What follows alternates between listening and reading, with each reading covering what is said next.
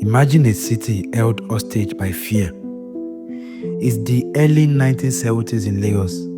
By sundown, shops close early, taxis stop running, families huddle in silence, doors bolted, windows shut. Not because of war, not because of soldiers, but because of one man. He wasn't a general, he wasn't a politician, he was a thief, a killer, a man who believed bullets had no power. They called him Dr. Oyenusi, but this doctor didn't save lives, it took them. This is being liberal. And today, we tell the rise and fall of Nigeria's most feared robber kingpin, Ishola Oyenusi. Ishola Oyenusi, popularly known as Dr. Oyenusi or Dr. Rob and Kill, wasn't a doctor, not even close. In fact, minutes before he was executed, he confessed, "My parents couldn't afford to send me to secondary school.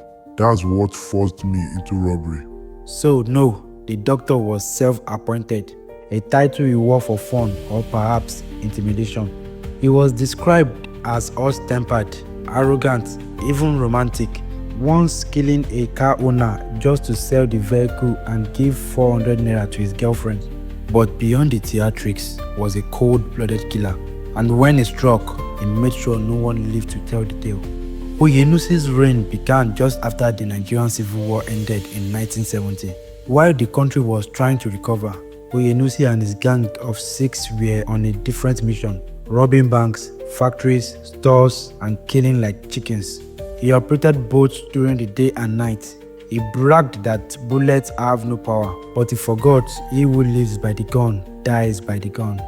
His gang included Joseph Osamedike, Ambrose Nwokobia, Joel Amamieye, Philip Ogbolumai, Ademola Adegbiton, Stephen Ndobuoku. These weren't just petty thieves. They were trained, strategic, deadly, and at the peak of his exploits, Lagos was no longer safe. Not the roads, not the banks, not even the police. But no matter how fast a criminal runs, the law has its own timing. On March 27, 1971, during a heist that claimed the life of a police constable, Oyenusi and his men were finally captured. The gang had stolen $28,000, a massive sum in those days. But this time, the police were ready. Oyenusi was found guilty and sentenced to death by firing squad. As the Yoruba say, "Ojo gbogbo n tole, ojo kan tolohun." Every day for the thief, one day for the owner. Public executions were common in those days, and when the day for reckoning came, Lagos turned up en masse. Over 30,000 people gathered at Bar Beach on September 8, 1971 to witness Dr. Oyenusi's final breath. Some civil servants even brought a coffin, mocking him to his face. At about 10 a.m., trucks rolled in. Oyenusi, wearing a dark long-sleeved shirt, stepped down. His hands were tied, his body soaked in sweat, but still, he smiled. He smiled as the crowd booed him, smiled as the soldiers led him to the stake, smiled even though terror danced in his eyes. In his final words to the press, he admitted, "I am dying for the offense I have committed." The firing squad lined up. A loud voice gave the order, "Fire!" And just like that, it was over. But even in death, Dr. Oyenusi cast a long shadow. For months, Lagosians were still scared. Many feared his gang might retaliate. Doors stayed locked, streets emptied at dusk. In 1977, filmmaker Eddie Ugboma tried to make a movie about Oyenusi's life titled The Rise and Fall of Dr. Oyenusi. No actor was brave enough to play the role. They feared Oyenusi's boys would come after them. Eddie had to play the role himself. In the movie, he exposed the corrupt military and political figures who had backed Oyenusi's gang with weapons and protection. What happened next? He was threatened, his store was looted, he was told to stop filming, but Ugboma stood his ground and the movie was released. Years later, Nollywood star Odunlade Adekola would revive the story with his own film, Oyenusi, introducing the legend to a new generation. Was Oyenusi a criminal? Absolutely.